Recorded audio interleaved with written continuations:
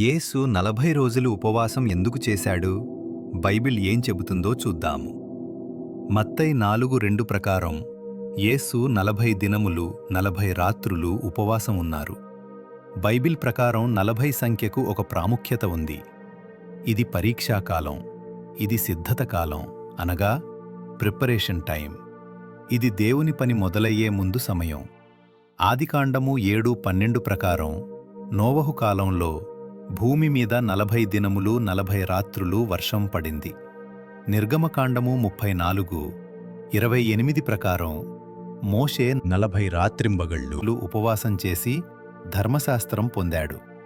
1వ రాజులు 19:8 ప్రకారం ఏలీయా 40 రాత్రింబగళ్ళు నడిచి దేవుని స్వరం విన్నాడు.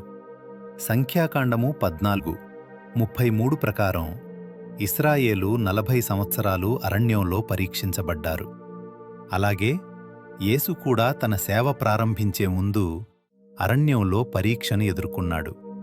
బైబిల్ ప్రకారం 40 రోజులు అంటే దేవుడు ఏదైనా కొత్త పని ప్రారంభించే ముందు జరిగే పరీక్ష మరియు సిద్ధత కాలం, అనగా preparation time. Video like, share చేసి మా ఛానల్ను సబ్స్క్రైబ్ చేసుకోండి.